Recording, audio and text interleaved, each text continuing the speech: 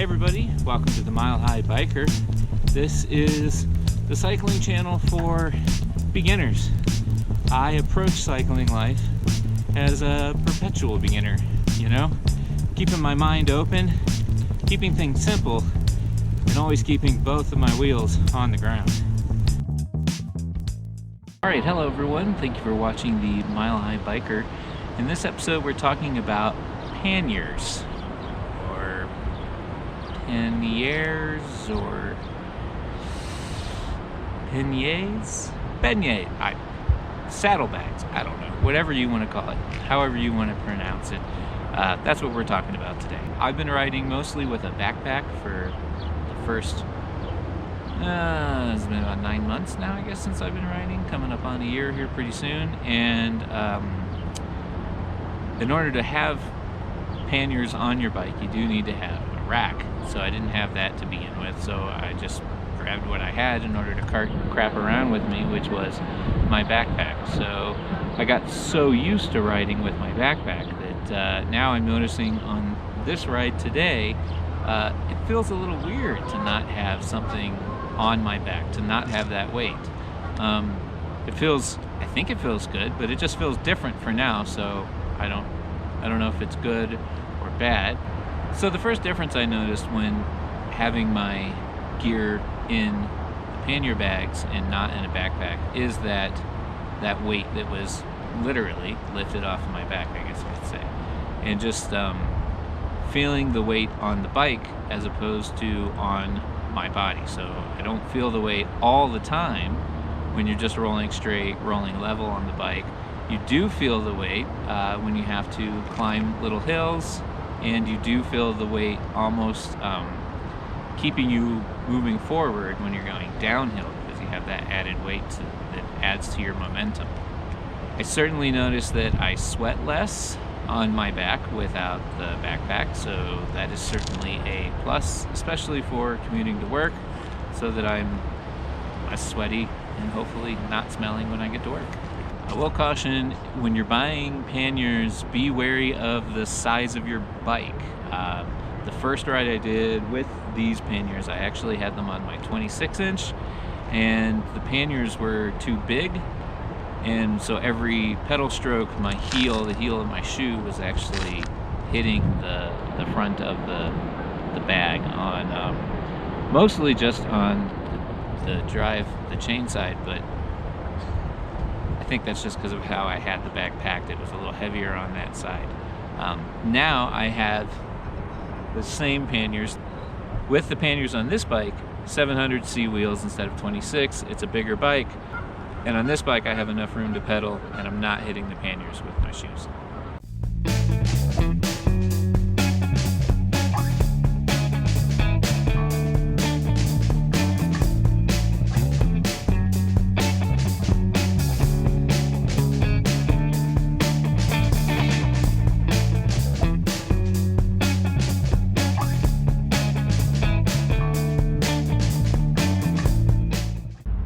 I think so far I'm giving a thumbs up to panniers as far as the basic idea. I like getting things off of my back. It's more comfortable while riding not to have that weight on your body. It is definitely cooler and you sweat less when you're able to take weight off of your body and put it onto the bike. Now, of course, that means now you have the weight on the bike, of course, but it's really not much harder to control, especially with the fact that these are rear panniers on a rear rack, not the smaller ones that go on the front rack. I don't have a front rack. I don't know if I'm gonna do that. But for the rear panniers, the weight issue, you notice it when you're climbing. You notice it when you're trying to kind of toss the bike around a little bit, or maybe you're leaning into a turn, you feel that weight on the bike.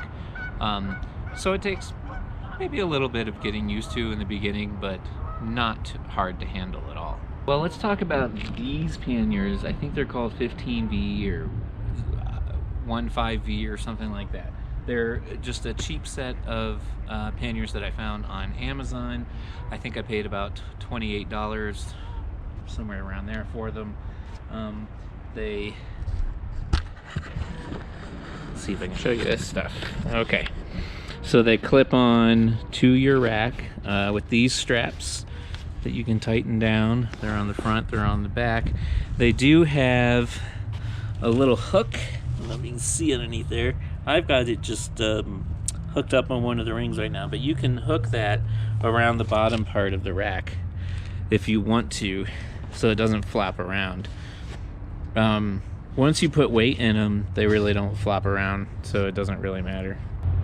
These panniers are certainly cheap, and I would not recommend anyone to buy them. The zippers are definitely super cheap. I can tell the poles are gonna break, or it's just they're hard to open and close. So this is like very bare bones, basic. I don't see myself using this every day for too long. I'm gonna try it and I'm gonna wear it out and get my 30 bucks out of it, but I certainly feel like I'm gonna be getting some panniers in the future that are higher quality. And the idea there is I have this is the Toe Peak Navigator rack that's on here, and it has like a clip-in system, and it has a whole bunch of different bags and things that are already designed specifically for this rack to clip in and be real secure. And so I'll probably try one of the Toe Peak bags that goes along with this rack. Quick pro tip: when you're looking into a rack, if you want to get panniers, you do need a rack on the rear for this. And when you're looking into that, be careful to order the right kind of rack. So initially I ordered the Toe Peak Navigator rack non-disc, which I didn't notice the first time, and so, you know, I think I noticed it while it was being shipped. I was just kind of going back over the product information, and I'm like, wait a second, this bike has disc brakes. So if your bike has disc brakes, you need to make sure that you are ordering a rack that is specifically for a disc brake bike, because it will have this modified part, if I can get out of the sun so you can see it, on the bottom here, which on this side, well, this is pointless. Let's go over here. Okay, so it's over here on this side. You can see how that has to go around and over the disc brakes. If you have one that's not for disc brakes, it just simply won't fit. All right, so what do you do when you're riding around and you want to carry some things with you? Do you have bags that are on your bike? Do you use panniers for commuting? Do you like them? Do you prefer a backpack? Or are you going with frame bags and handlebar bags and stem bags and things like that? Those are things that I haven't gotten into yet, kind of from the bike packing world. So this is my first dive into loading things onto the bike instead of onto me. And so far, I gotta say, I totally understand why people don't like to ride with a backpack. I didn't know what I was missing until I gave this a try. And it's certainly much more comfortable to ride around without a backpack.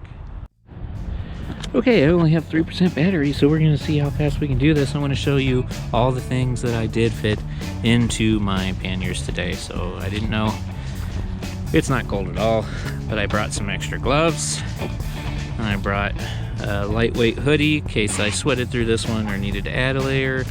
I have had 2 burritos, breakfast burritos. I'm gonna eat that one now. I already ate one earlier.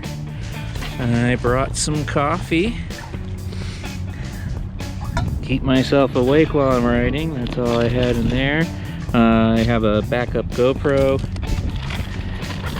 I have my keys in this small packet. I brought an emergency pack. These are great. They always make me feel good after a ride. Okay, to the other side. Hopefully the battery's not gonna die. Oh yeah, I brought my my audio recorder that I'm not using, so that was pointless. I brought my saddle bag that I probably should put on the saddle now, but I just wanted to see what all I could cram in there. That's got a multi-tool tube, It's got a 26 tube, so I had to bring my 700C tube. And in here, bag that I have extra SD cards and batteries. There's supposed to be extra GoPro batteries in there, but I forgot them and left them in the charger, so that's why I'm going as fast as I can. My phone has been in this side pocket, along with the microphone for the audio recorder that I'm not using because I forgot to hook all that up. Okay, that's all the crap that I was able to fit in there. Look at that.